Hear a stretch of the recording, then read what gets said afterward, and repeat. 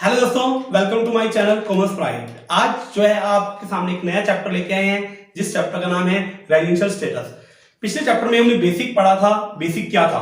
पढ़ा था कि पर्सन क्या होते हैं, एसएससी क्या होता है, ये सब हमने पढ़ा था। कैजुअल इनकम्स क्या होती है, टोटल इनकम क्या होती है, ग्रोस टोटल इनकम क्या होती है, वो हम सब पीछे पढ़ के आ चुके हैं। आज जो हमने पढ़ना है वो रेजिडेंशियल स्टेटस के बारे में पढ़ना है। टैक्स किसके ऊपर लगता है? सिटीजनशिप पे लगता है या रेजिडेंशियल स्टेटस पे लगता है? टैक्स जो लगाया जाता है वो रेजिडेंट पे लगाया जाता है। तो रेजिडेंट बनने के लिए हमें कुछ कंडीशंस को फॉलो करना पड़ता है।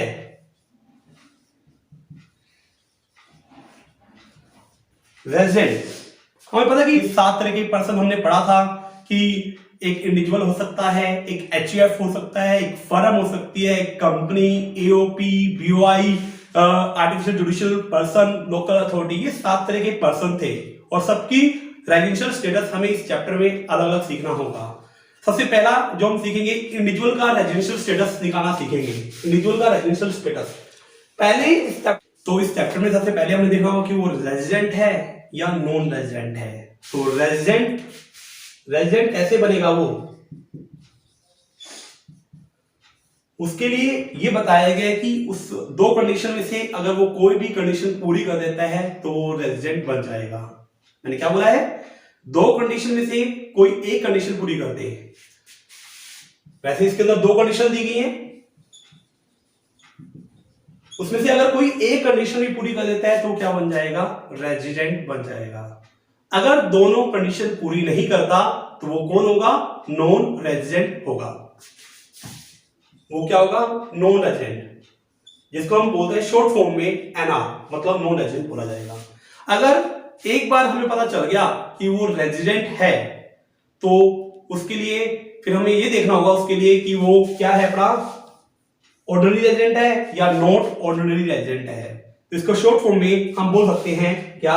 ROR या RNOR।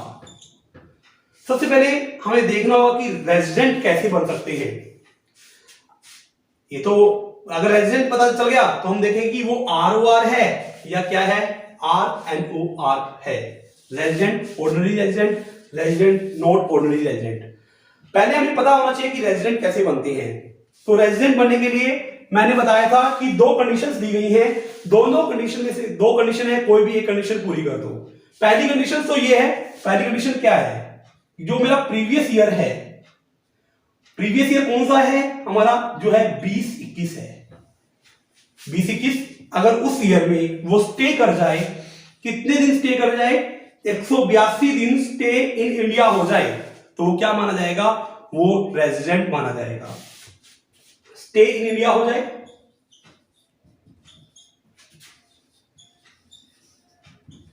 तो क्या माना जाएगा? वो रेजिडेंट माना जाएगा। अभी हम जो बात किसका रेजिडेंशियल स्टेटस पढ़ रहे हैं, वो एक इंडिविजुअल का रेजिडेंशियल स्टेटस पढ़ रहे हैं। इंडिविजुअल का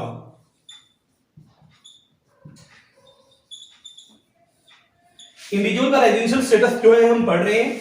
मैंने बोला अगर 2 कंडीशन से एक कंडीशन पूरी कर दो तो वो रेजिडेंट बन जाएगा। पहली कंडीशन क्या है कि प्रीवियस ईयर में स्टे इन इंडिया 182 दिन रुकना होना चाहिए, तो क्या माना जाएगा? वो रेजिडेंट माना जाएगा। अगर ये कंडीशन पूरी नहीं होती तो एक और है चांस।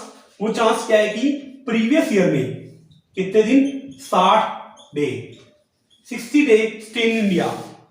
साथ में और क्या है अपना प्लस में प्रोसीडिंग 4 ईयर में, प्रोसीडिंग 4 ईयर में 365 डे स्टे इन इंडिया है तो वो क्या माना जाएगा? वो रेजिडेंट माना जाएगा। अब मैं आपको थोड़ा सा देखो, ये प्रीवियस ईयर है। हमें पता है ना प्रीवियस ईयर कौन सा है मेरा? Previous year 2021। ये मेरा प्रीवियस ईयर है जो 2021 है। इससे पहले वाले 4 साल कौन कौन से होंगे? 2, 3 और 4। पहले वाले 4 साल कौन से होंगे? 19-20, 18-19, 17-18 और 16-17। प्रीवियस ईयर के इमीडिएटली प्रीसीडिंग 4 ईयर में, मतलब इससे पहले वाले 4 सालों में कितने दिन स्टे होना चाहिए? 365 दिन स्टे इन इंडिया होना चाहिए तो उसको रेजिडेंट माना जाएगा।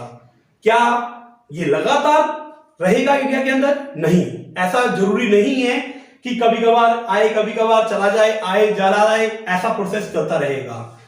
तो मुझे अगर एक बार रेजिडेंट पता चल गया तो फिर हम जाएंगे कि वो रेजिडेंट ऑर्डिनरी रेजिडेंट है या रेजिडेंट नॉट ऑर्डिनरी रेजिडेंट है।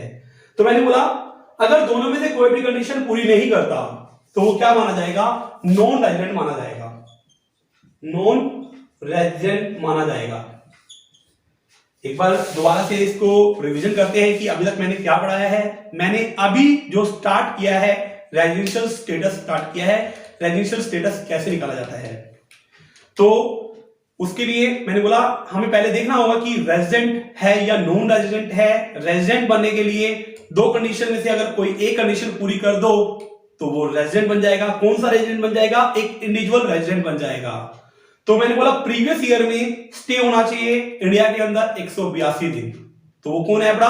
वो रेजिडेंट है बड़ा। अगर ये कंडीशन पूरी नहीं करते तो प्रीवियस ईयर में 60 दिन और उससे पहले वाले 4 सालों में कितना रुकना चाहिए उसको? 365 दिन स्टे इन इंडिया है तो वो क्या माना जाएगा? रेजिडेंट माना जाएगा।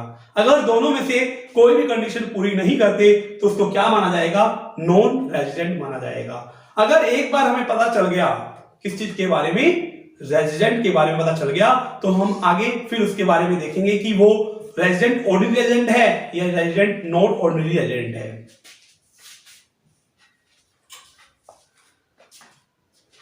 अब मुझे वो रेजिडेंट है तो रेजिडेंट अगर पता चल चुका है तो फिर इसके लिए दो additional condition must be follow. 2 additional condition को जो है फॉलो करना पड़ेगा।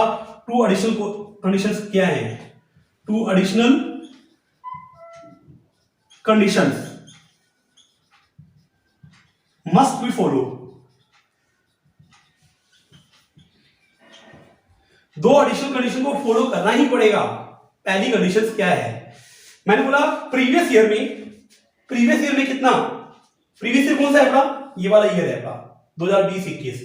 अभी तक 4 गए थे ना, 3 और ऊपर जाइए, 1 2 और 3, क्या हो जाएगा? 15-16, 14-15 और 13-14। पिछले प्रीवियस ईयर के इमीडिएटली 7 ईयर में प्रीवियस ईयर के इमीडिएटली प्रोसीडिंग 7 ईयर में, प्रोसीडिंग कितना? 7 ईयर में वो 730 दिन स्टे इन इंडिया है तो क्या माना जाएगा? वो ROR माना जाएगा, मतलब रेजिडेंट ऑर्डिनरी रेजिडेंट माना जाएगा। साथ में इसको एक कंडीशन और भी पूरी करनी पड़ेगी। अगर इसको ये बनना है, ROR बनना है, तो उसको एक कंडीशन और भी पूरी करनी पड़ेगी। वो कंडीशन क्या है? अभी तक तो हम कहां गए थे? 3 गए थे। अब 3 और आगे जाइए, 3 क्या होगा? ये होगा 12 13 11 12 और क्या होगा? 10 11। प्रीवियस ईयर के इमीडिएटली 10 ईयर में 2 साल वो रेजिडेंट बन के रहता है। अभी रेजिडेंट की कंडीशन पड़ी थी ना, अगर ये कंडीशन पूरी कर देता है तो वो क्या माना जाएगा? ROR माना जाएगा। अदरवाइज अगर उसने एक कंडीशन पूरी की है और एक कंडीशन पूरी नहीं की तो वो क्या बन जाएगा? RNOR बन जाएगा। तो ये अभी मैंने जो पढ़ा है एक इंडिविजुअल का रेजिडेंशियल स्टेटस पढ़ा है। आगे HUF का भी रेजिडेंशियल स्टेटस आएगा, कंपनी का, फर्म का, AOP का, सभी का रेजिडेंशियल स्टेटस आएगा। हमने जो है इंडिविजुअल का रेजिडेंशियल स्टेटस पढ़ा है।